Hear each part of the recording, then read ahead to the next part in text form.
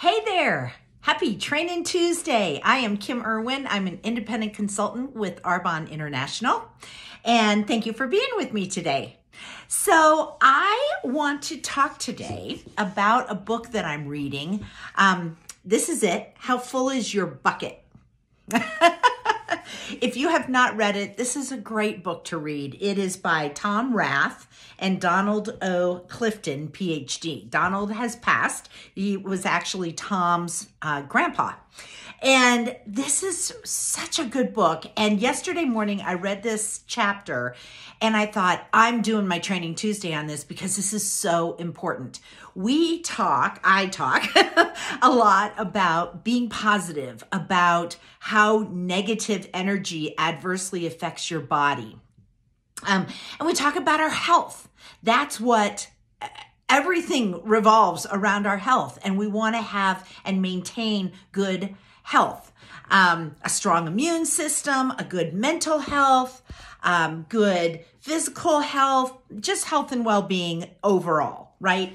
And so when you're talking about how full is your bucket, they're talking about the things that you fill other people's buckets with. And those are compliments. Those are kind words. You might say, your mother was so proud of you and so am I.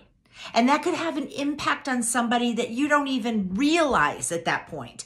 And then you can also have your bucket emptied when somebody says, did you see her hair? Or whatever it is. If it's something negative, it can really have an adverse effect on you. We have 20,000 interactions in an entire day. That's kind of the average that they have done in studies.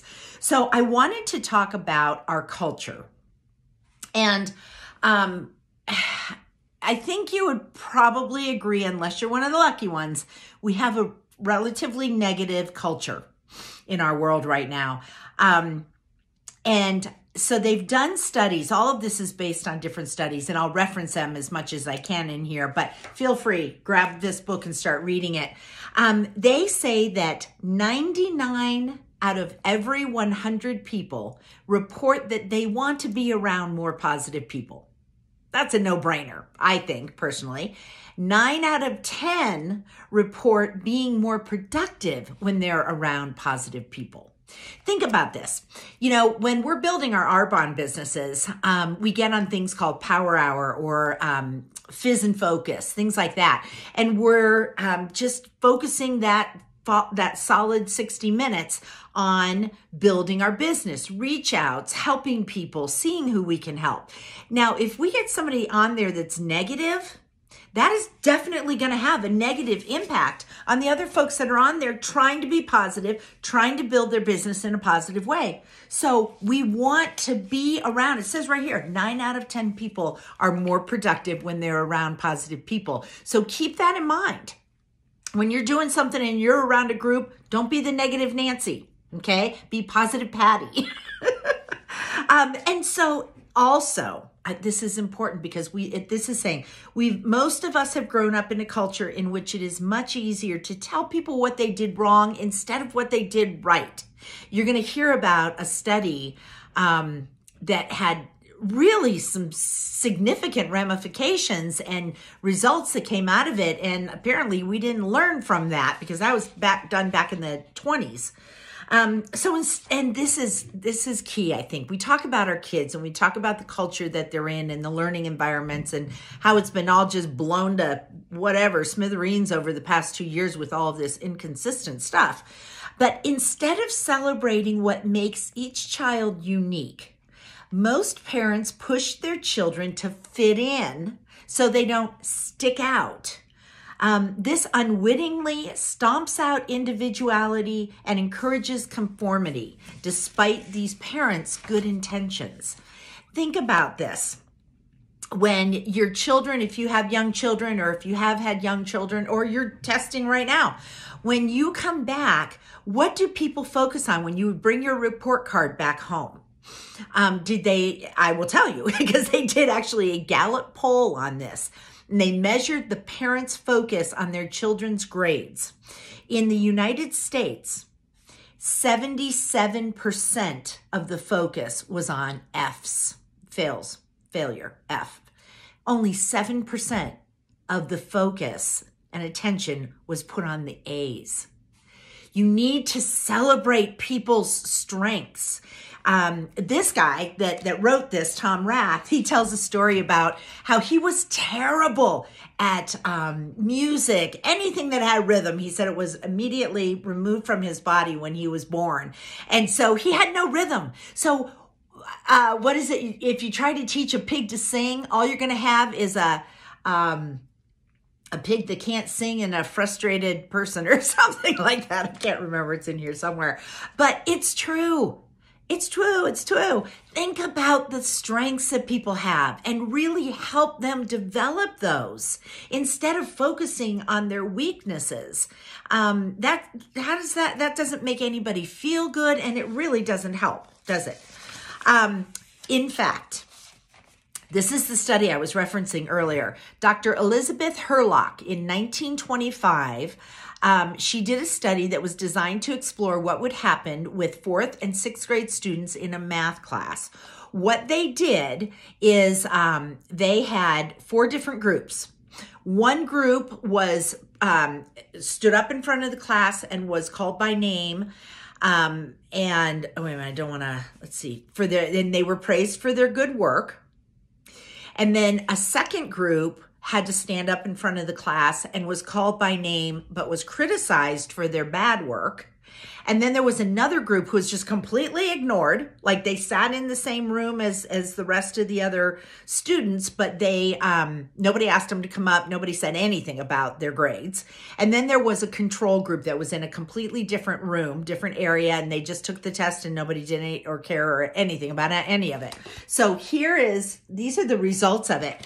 It's interesting because both groups that were called up in front and called by name, whether they did well or they did poorly, their problem solving ability went way up after that first time. And then the second time, after they took the second test, the ones that were praised, it continued to go up. You can see that upward line. The ones that were criticized in front of their peers, boom, went down. Their scores went right down with the problem solved. The ignored group just continued on a downward trend. And then the control group also was just a downward trend. So those 3 that were not praised nor even acknowledged did not do well. Those that were praised for doing well and were recognized by name did really, really well. So what does that tell us? We want to praise people that are doing things right, don't we? Yes, we do. Okay, marriage. My point with all of this is not to just throw these statistics at you, but I want you to really think about how you treat people today. If you are married or you have a significant other, I want you to really take this to heart, because these are studies that were done, research on marriage, and the researcher's name is John Gottman. And he said that there is a magic ratio between saying nice things, filling the bucket, versus negative, pouring out of the bucket. Okay, they said that the magic ratio for a marriage is 5 to 1, which means you need to say 5 nice, positive things to that person and only 1 negative. So 5 for 1. What they found is when a ratio approaches 1 to 1, they will cascade into divorce. So if you're with your significant other and you say something nice to them and it's followed up with something bad, and that's it, you don't have more, it's not weighing heavier on the positives and filling the bucket, you could be cascading toward divorce.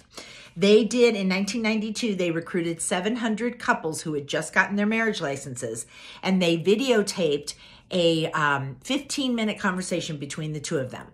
Okay. And then they went in, the researchers did, and they kind of didn't really do this, but placed bets to find out what marriages were going to survive.